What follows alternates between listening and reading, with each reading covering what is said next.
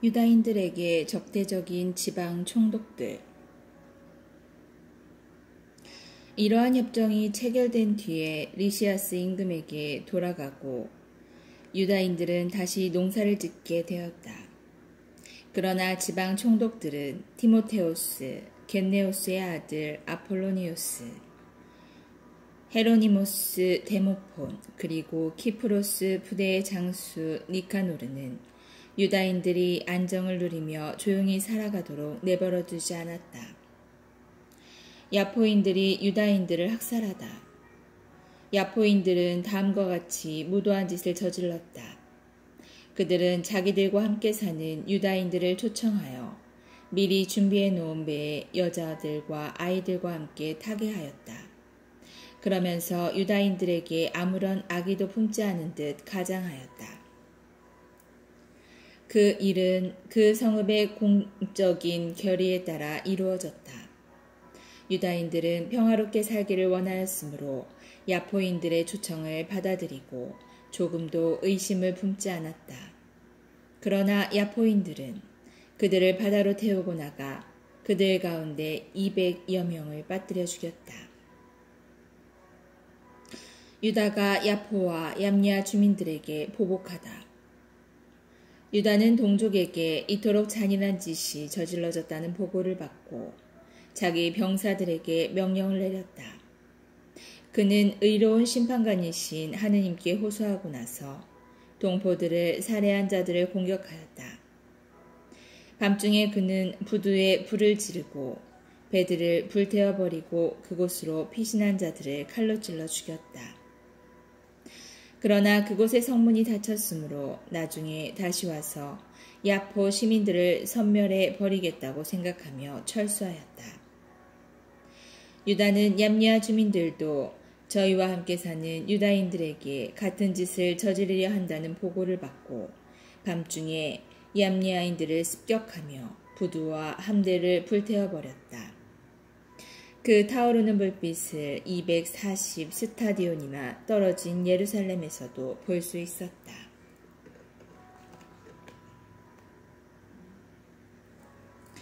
아라비아인들과 화친을 맺다. 유다인들이 거기에서 티모테우스를 치려고 행군을 계속하며 9 스타디온을 갔을 때였다. 5,000명이 넘는 아라비아인들이 기병 500명과 함께 유다를 기습하였다. 유다와 그의 군대들은 격전 끝에 하느님의 도우심으로 승리를 거두었다. 패배를 당한 그 유목민들은 가축을 내어주고 그 밖에 여러 방법으로 유다인들을 돕겠다고 약속하며 유다에게 화친을 청하였다. 유다는 그들이 여러모로 도움이 되리라고 생각하여 그들과 화평을 이루는 데 동의하였다. 이렇게 화친을 맺은 그들은 저희 천막으로 돌아갔다. 카스핀을 함락하다. 그 뒤에 유다는 흙보루와 성벽으로 견고하게 방비된 한 성읍을 공격하였다. 온갖 민족이 섞여 사는 그곳의 이름은 카스핀이었다. 그 안에 있는 자들은 튼튼한 성벽과 비축해둔 양식을 믿고 유다와 그의 군대들에게 몹시 무례한 행동을 하며 모욕할 뿐 아니라 하느님을 모독하고 입에 담지 못할 말을 짓거려댔다. 유다와 그의 군사들은 여호수아 시대에 성벽을 함락시키신 온 세상의 위대하신 지배자께 간청을 올리고 나서 성벽을 향하여 맹렬히 돌진하였다. 하느님의 뜻에 따라 그 성읍을 점령한 그들은 헤아릴 수 없는 많은 사람을 죽였다. 그리하여 너비가 2 스타디온이나 되는 북은 호숫가 흘러드는 피로 가득 찬 것처럼 보였다. 호수가 흘러드는 피로 가득 찬 것처럼 보였다.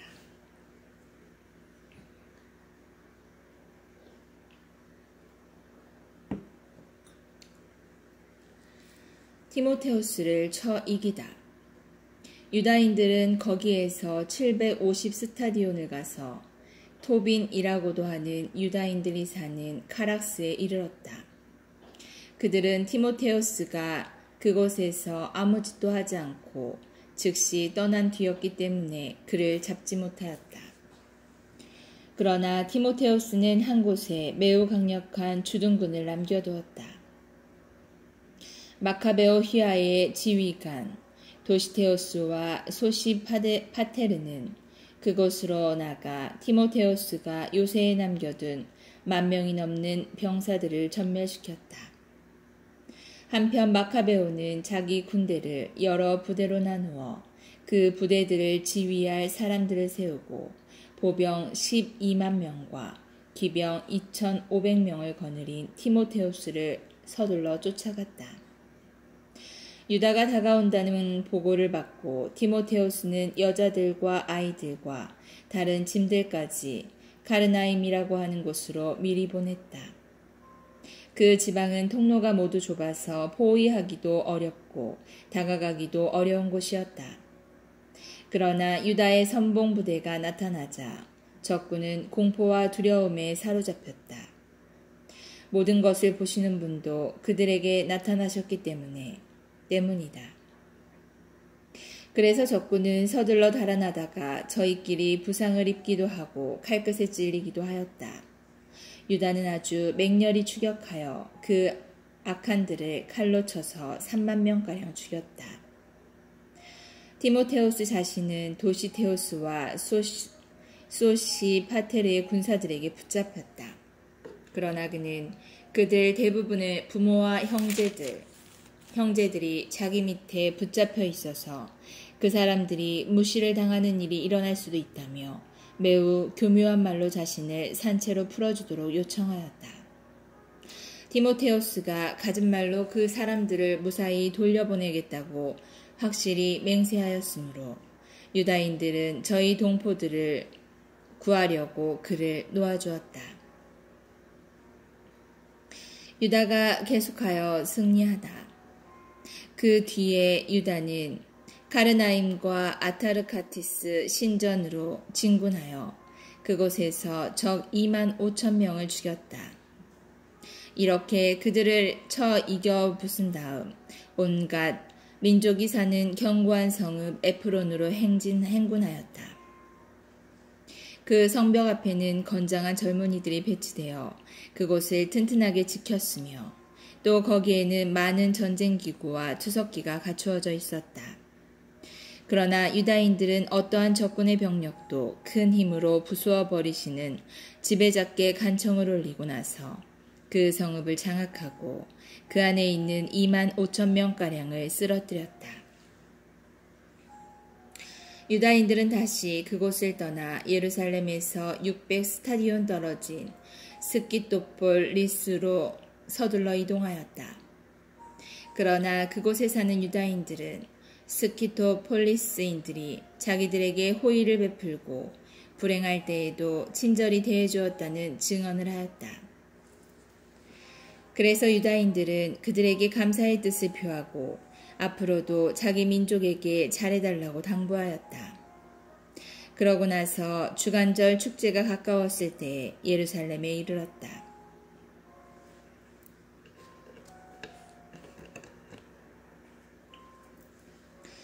오순절이라고 하는 축제를 지낸 다음 그들은 이두메아의 총독 고르기아스를 치려고 서둘러 떠나갔다. 고르기아스는 보병 3,000명과 기병 400명을 거느리고 나왔다. 교전하는 동안에 몇몇 유다인이 쓰러졌다. 바케노르의 군사 가운데 오시테오스라는 아이가 있었는데 그는 건장한 기병이었다. 그가 고르기아스를 잡고 그의 겉옷을 힘껏 끌어당겼다. 저주받은 그자를 사로잡고 싶었던 것이다. 그때 트라케 기병 하나가 도시테오스를 덮치며 그 어깨를 칼로 내리쳤다. 그 사이에 고르기아스는 마레사로 달아났다. 에즈리와 그의 군사들이 오랜 싸움 끝에 몹시 지쳤으므로 유다는 주님께 자기들의 동맹군이며 전투의 지휘자로 나타나 주십사하고 간청하였다. 그러고 나서 조상들의 언어로 찬미가를 부르고 함성을 지르며 고르기아스의 군대를 기습하여 패주시켰다.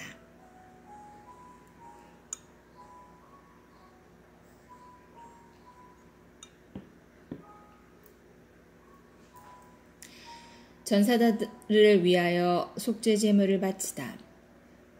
그 뒤에 유다는 군대를 모아 아둘람 성으로 갔다. 7째 날이 다가오자 그들은 관습대로 몸을 정결하게 하고 그곳에서 안식일을 지냈다. 다음 날 장사 지내는 일이 시급해졌으므로 유다와 그의 군사들은 전사자들의 죽음을 거두어 조상들의 무덤에 친족들과 나란히 묻어주려고 갔다. 그런데 죽은 자들마다 그 옷 속에서 율법으로 유다인들에게 금지된 얌니아 우상들의 패가 발견되었다. 그래서 그들이 전사한 이유가 바로 그것 때문이라는 사실이 모든 이에게 분명히 드러났다. 그들은 모두 숨겨진 이들을 일러내시는 의로운 심판관이신 주님의 방식을 찬양하였다. 또 그렇게 저질러진 죄를 완전히 용서해달라고 단언하며 간청하였다. 고결한 유다는 백성에게 전사자들의 죄 때문에 이러한 일이 일어난 것으로 눈으로 보았으니 죄를 멀리하라고 권고하였다. 그런 다음 각 사람에게서 모금을 하여 속죄의 죄물을 바쳐달라고 은 2,000 드라크마를 예루살렘으로 보냈다. 그는 부활을 생각하며 그토록 훌륭하고 숭고한 일을 하였다. 그가 전사자들이 부활하리라고 기대하지는 않는다면 죽은 이들을 위하여 기도하는 것이 쓸모없고 어리석은 일이었을 것이다. 그러나 경건하게 잠든 이들에게는 훌륭한 상이 마련되어 있다고 내보았으니 참으로 거룩하고 경건한 생각이었다. 그러므로 그가 죽은 이들을 위하여 속죄를 한 것은 그들이 죄에서 벗어나게 하려는 것이었다. 안티오코스 에우파토르가 유다를 침략하다.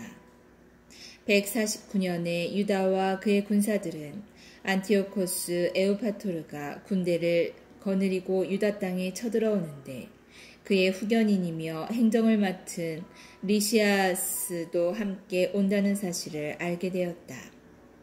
그들이 저마다 보병 11만 명, 기병 5,300명, 코끼리 22마리, 낫으로 무장한 병거 300대로 이루어진 그리스 군대를 거느리고 온다는 것이었다.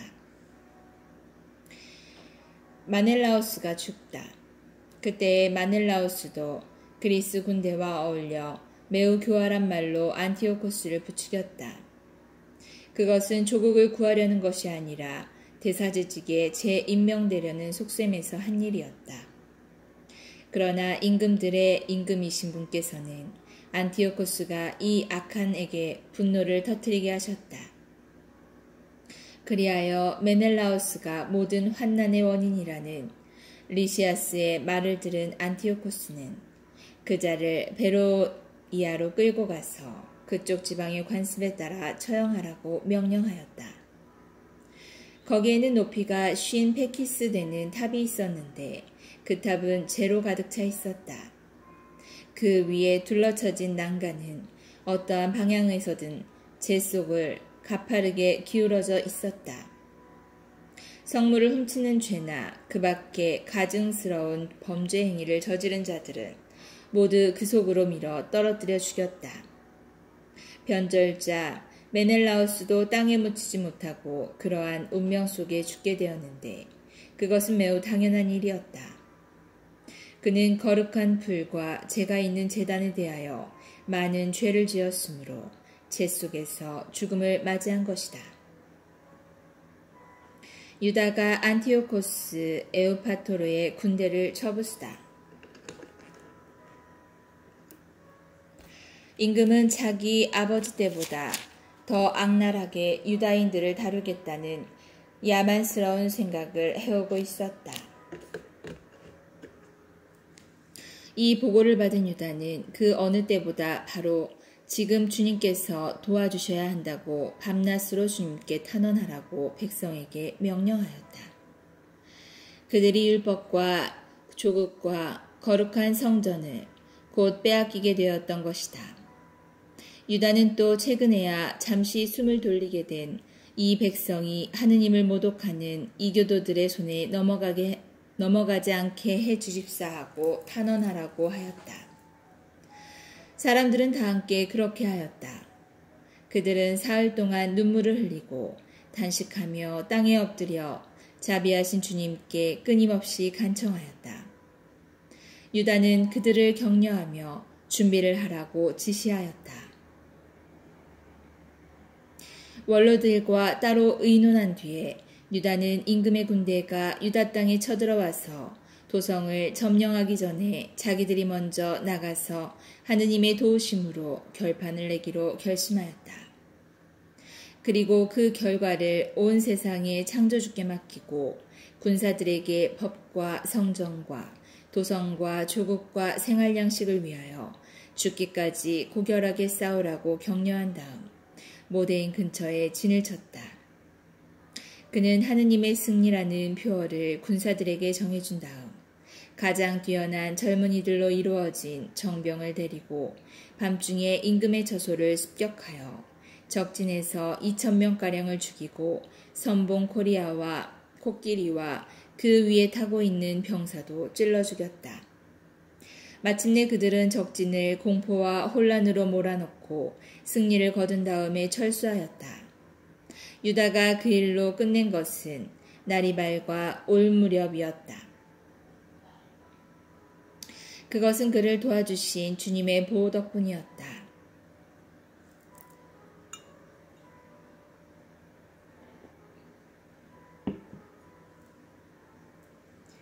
유다인들이 안티오코스와 협정을 맺다. 임금은 유다인들이 대담하다는 것을 체험하였으므로 전략을 써서 그들의 거점들을 점령하려고 시도하였다. 그래서 그는 유다인들의 튼튼한 요새 베추르로 진격하였으나 격퇴되고 다시 공격하였지만 패배하였다. 그때 유다는 성 안에 있는 이들에게 필수품을 들여보내주었다. 그런데 유다인들의 군대에 속한 로도코스라는 자가 적군에게 비밀을 누설하였다가 발각되어 붙잡히고 감옥에 갇혔다.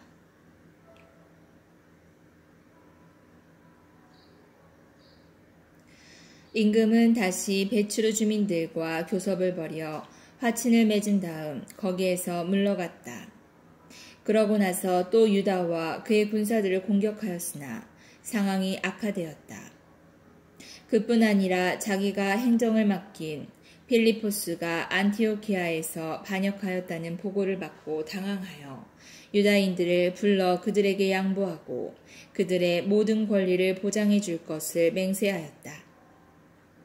그들이 동의하자 그는 희생 제물을 바쳐 성전에 경의를 표하고 그곳에 선심을 베풀었다. 또 마카베오를 받아들이고 헤게모니데스를 프톨레마이스에서 게라에 이르는 지역에 총독으로 세운 뒤 프톨레마이스로 갔다. 그러나 프톨레마이스 주민들은 그 조약에 화가 나 있었다. 사실 그들은 너무나 분개하여 그 협정을 폐기시키려고 하였다. 그래서 리시아스가 연단에 올라 최선을 다하여 설명한 끝에 그들을 설득하고 진정시켰다. 그는 이렇게 하여 그들의 호감을 사고 나서 안티오키아로 갔다. 임금의 출정과 철수는 이렇게 이루어졌다.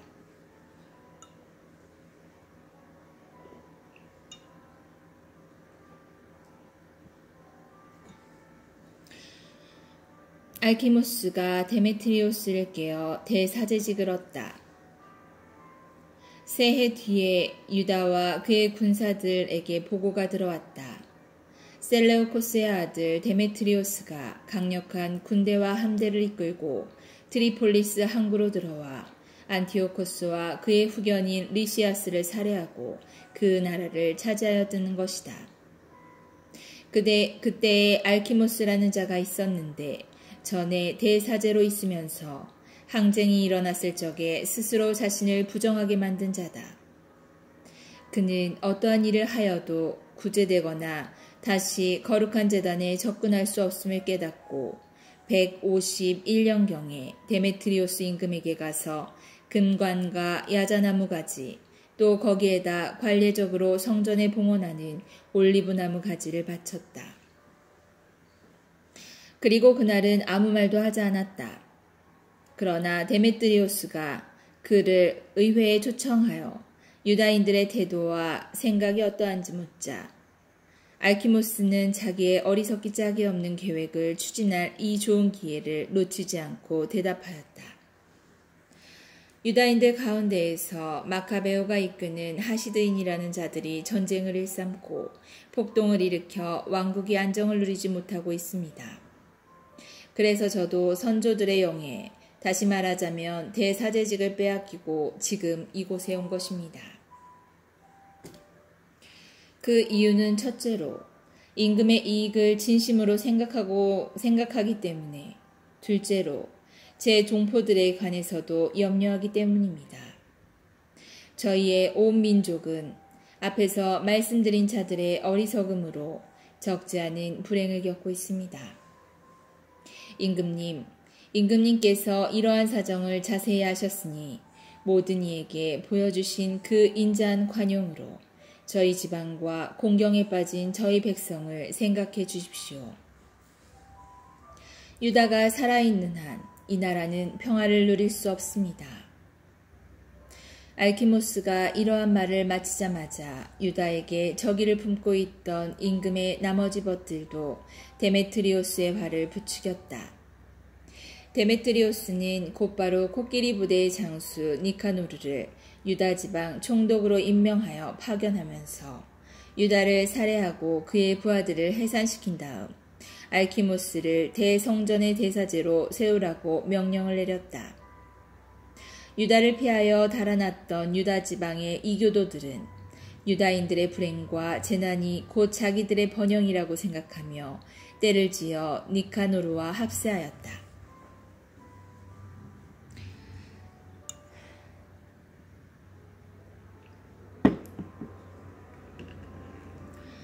유다가 니카노르와 조약을 맺다.